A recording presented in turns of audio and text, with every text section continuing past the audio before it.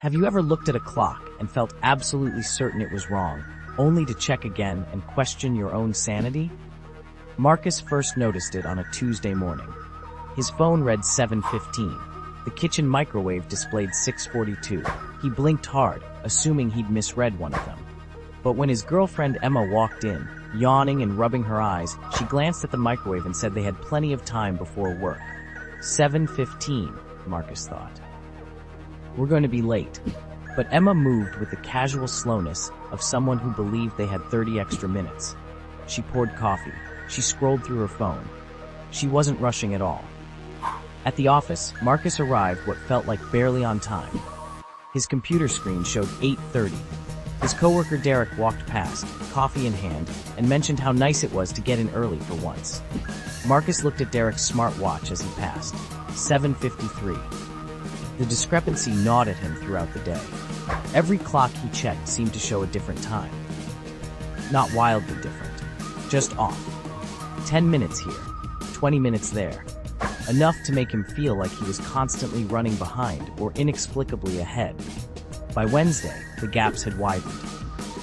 Marcus watched Emma get ready for work, but according to his phone, she was moving in what should have been the middle of the night.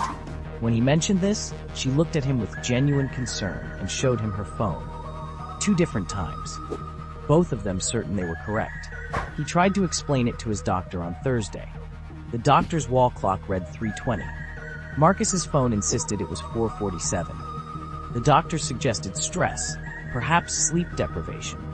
Maybe Marcus should take some time off work. But how do you take time off when time itself has become unreliable?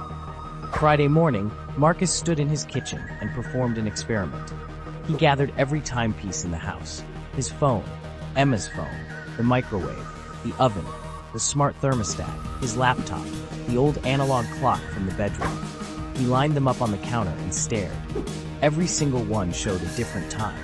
Some were minutes apart, others showed hours of difference. One claimed it was still Thursday, another had somehow jumped to Saturday. Emma walked in, and Marcus grabbed her wrist, pulling her toward the counter. He pointed frantically at the devices. She looked at them, then at him, her face a mixture of pity and fear.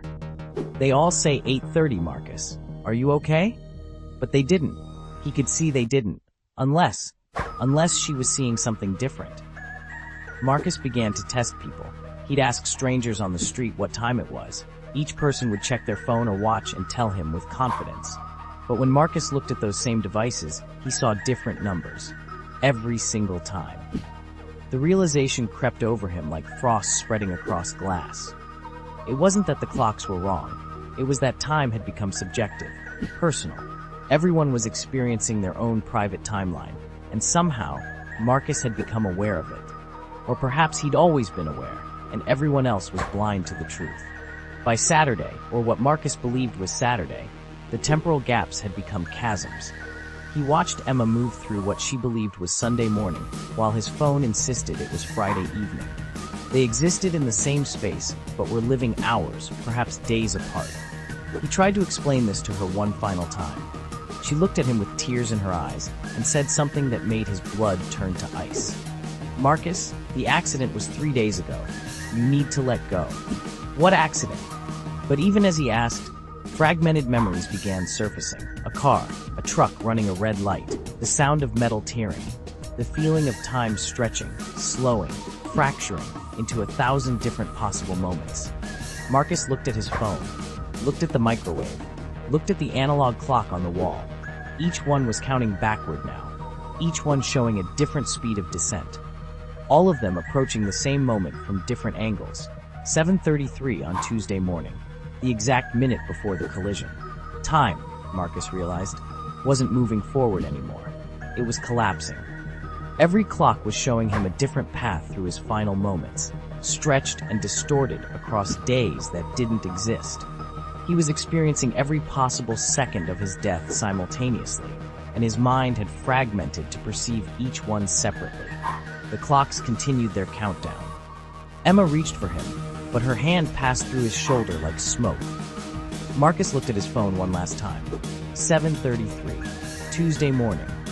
The truck was already running the light, and somewhere, in all the different times, he was still trying to brake.